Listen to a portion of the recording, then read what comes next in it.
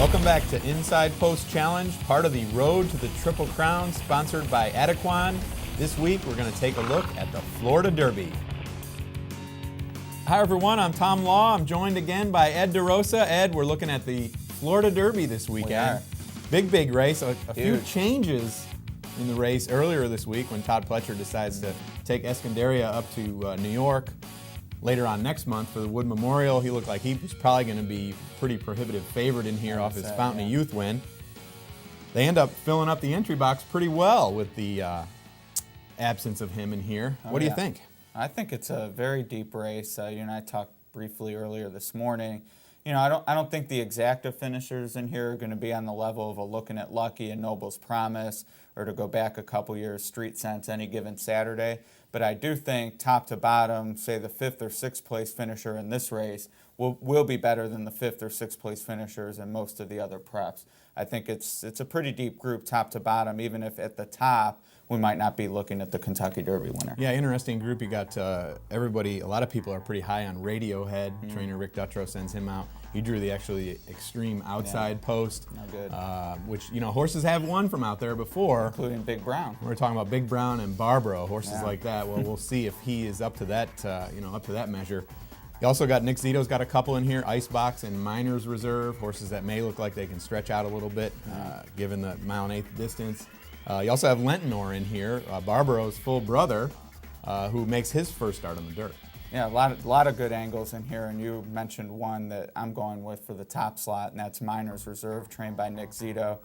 I love Mineshaft stretching out. It just seems like a lot of times as 2-year-olds, their only options to run are around one turn, and clearly a horse of the year who won multiple times at 1.25 miles on dirt.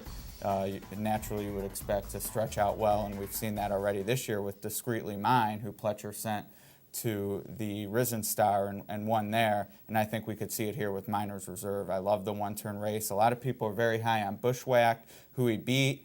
He's obviously stepping up huge in class, but I think he's up to it with the pedigree, and I expect him to be running at the end. Yeah, he won rather easily going a mile. That was his second start. He obviously gets the 2 turns this time around, and you know, like you said, Mineshaft. His horses just improve as the distances go on. One horse we haven't mentioned is actually the horse that I like in here. That's Todd Pletcher.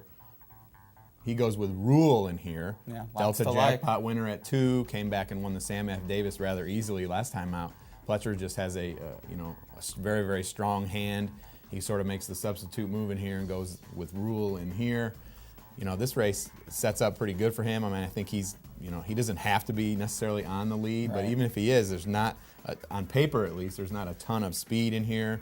Johnny V has ridden him the last couple times.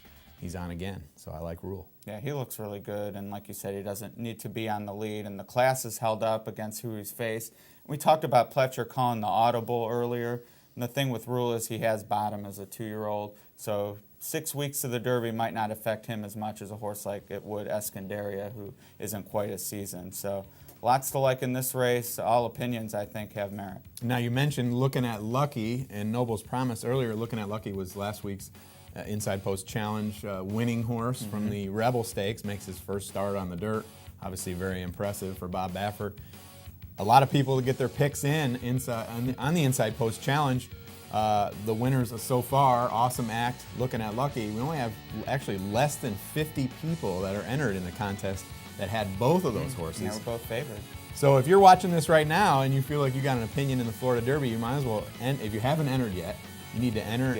Get your picks in. You still got a shot. There's still a lot of races left in the challenge. Florida Derby, Louisiana Derby, Bluegrass Stakes, Arkansas Derby. We're going all the way through the Triple Crown. So get your picks in now. Do it.